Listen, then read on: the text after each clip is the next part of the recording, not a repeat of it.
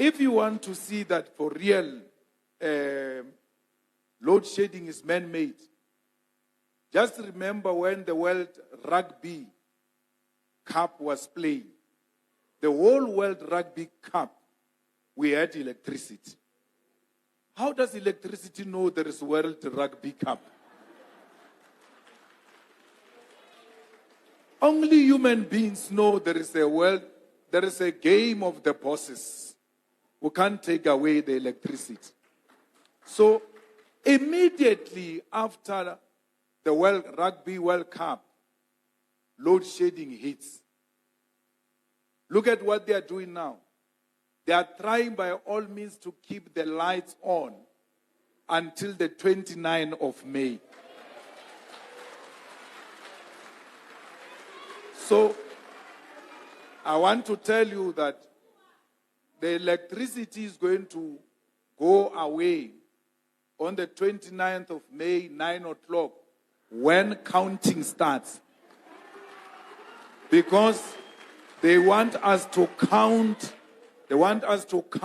in darkness so that they can steal the elections the same way they stole elections here in Gauteng. So, it is because it's a human being's problem, it's not any other problem. We need to fix coal power stations and make sure those power stations are used optimally for the benefit of our people. But we need you to convert, because we spend a lot of electricity on heating, like on geysers. Why should we have electricity geysers when there is gas geysers? As part of government intervention to save electricity, we will give our people free gas geysers in exchange for your electric geyser, so that we save electricity. Why should we have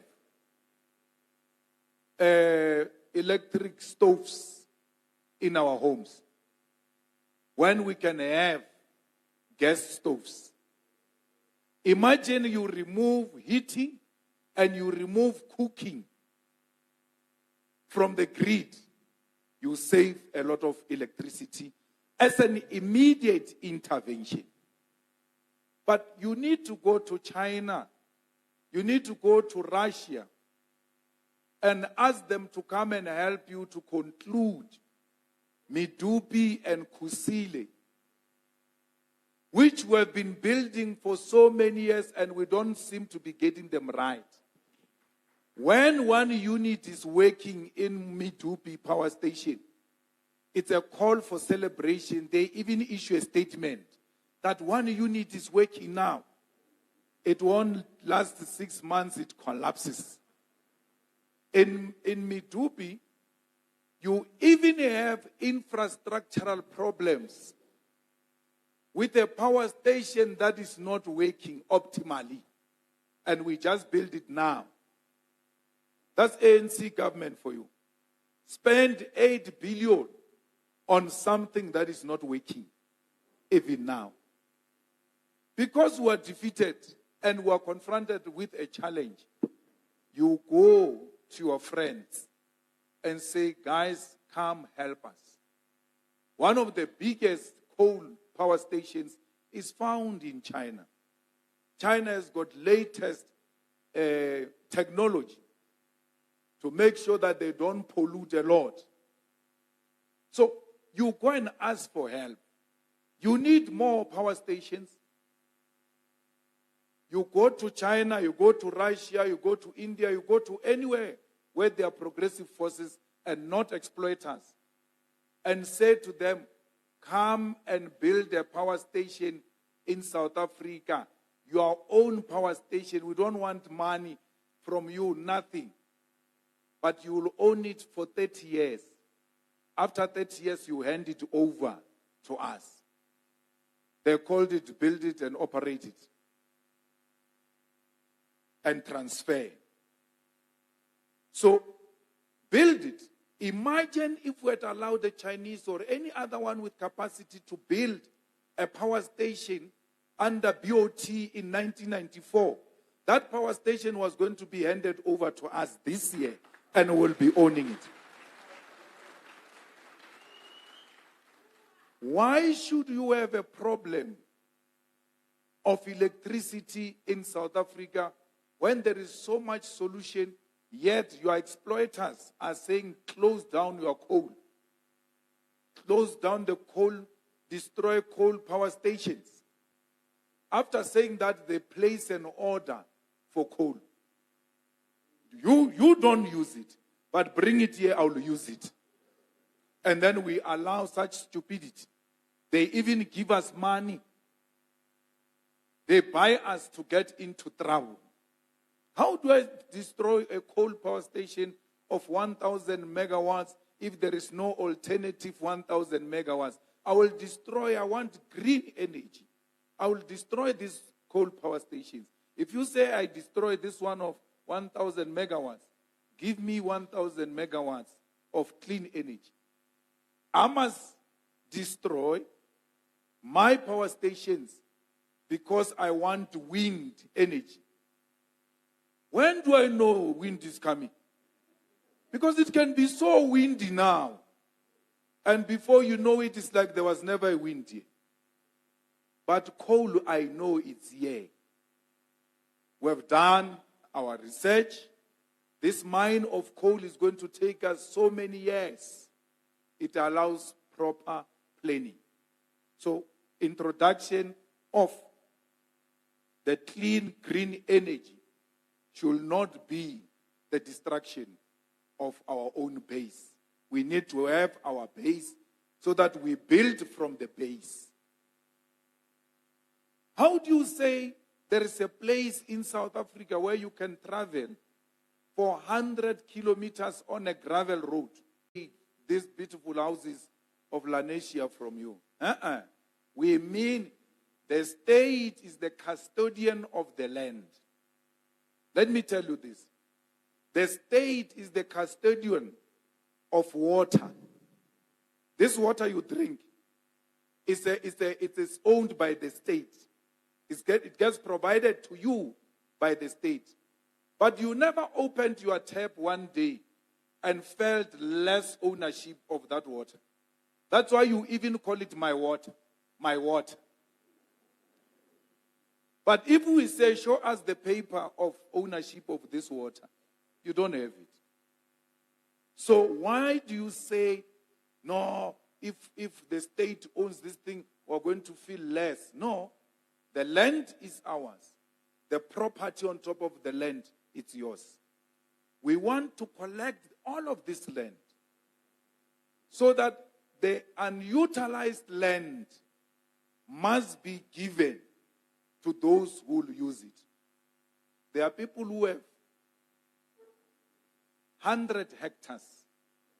One individual, 100, is a very successful farmer on 10 hectares.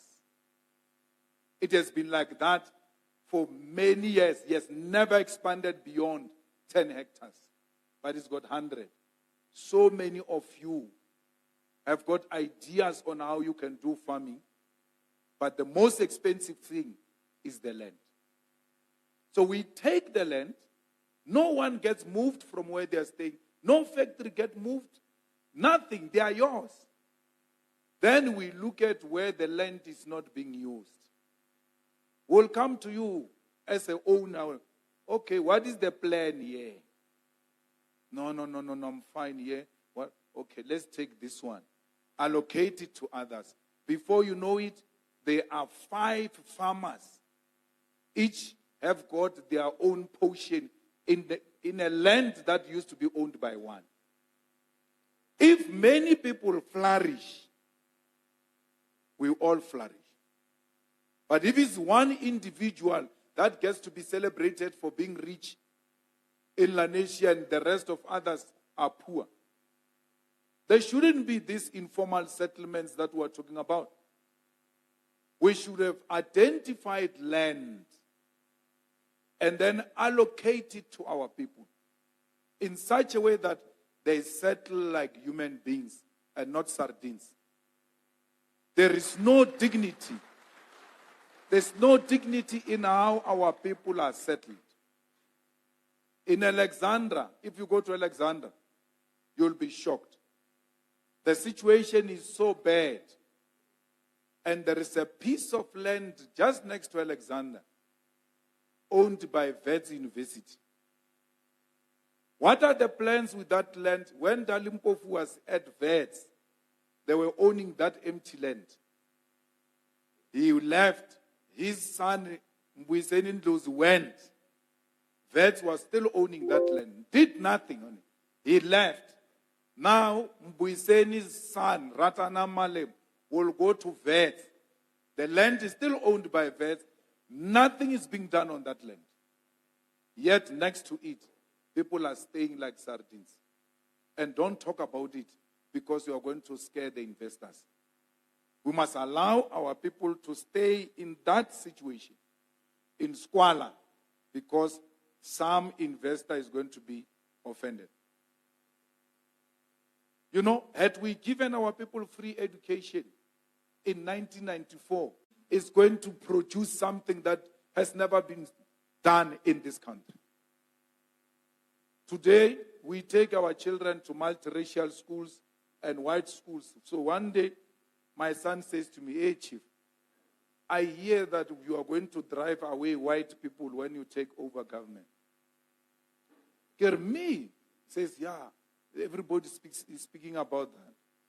Okay, do you have a problem with that? Okay, does it mean my friend who's white, so and so, is also going to be driven away?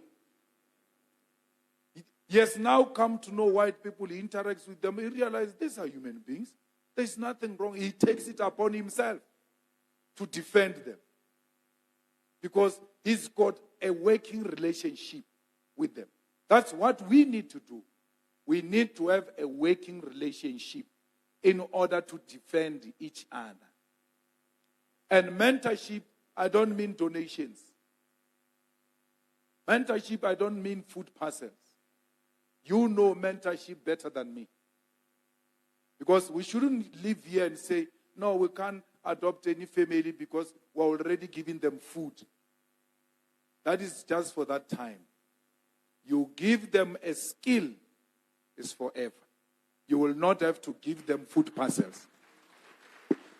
So, greetings again, king and queens, sons and daughters, brothers and sisters of the mother continent, Africa. So you heard very well the speech from the leader of economic freedom fighters, Julius Malema, what he said on his view about the problem facing some countries in Africa and Africa in general. But I always share the message and saying that Africans problem for African solution. Once we allow these companies of Westerners or of these people from abroad the continent, already they create a problem, then they resolve it. But this is not in meaningful way. They create problem as an opportunity to make more money. As you said in the beginning, Malema said this load shedding is a man-made problem. As I said, this creates a problem. It's just a way of one of the way of corruption. That's why he said this man-made problem, we must end it now. And in his speech also speak about this green energy.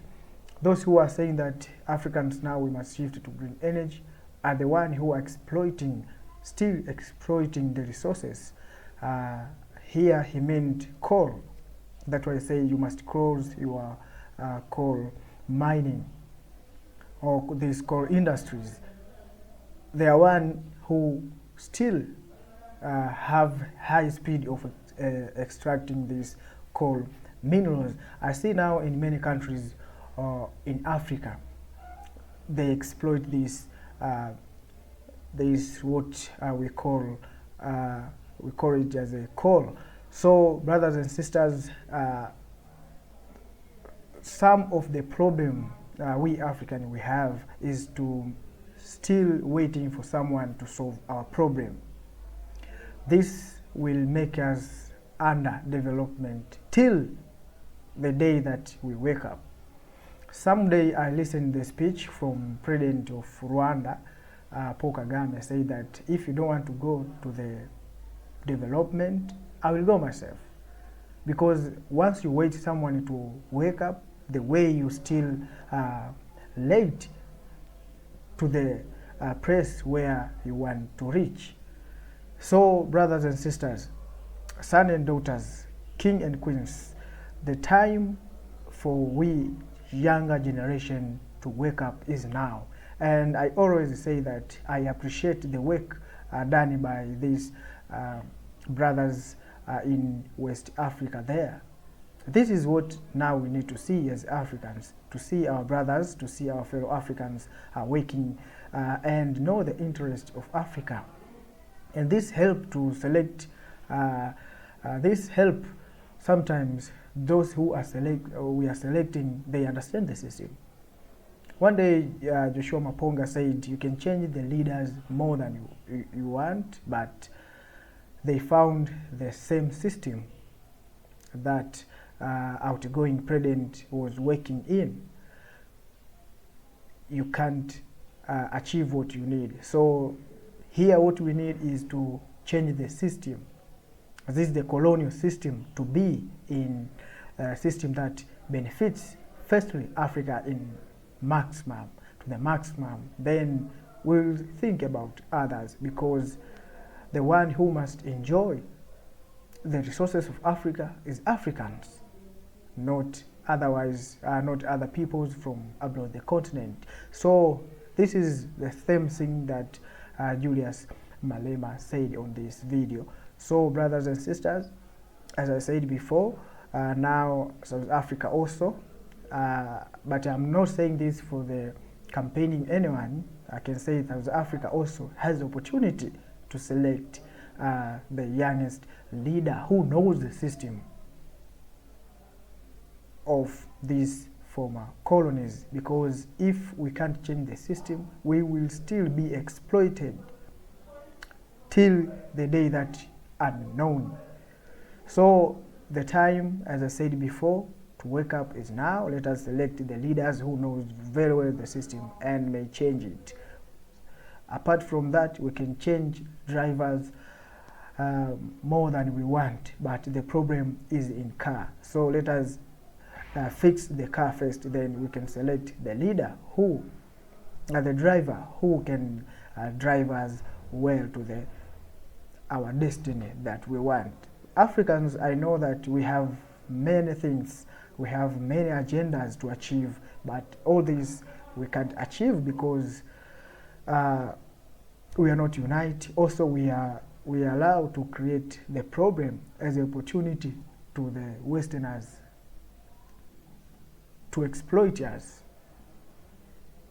So let us use this problem for, let us use our solution for our own problem. I think it was this year or last year at the end, South Africa also received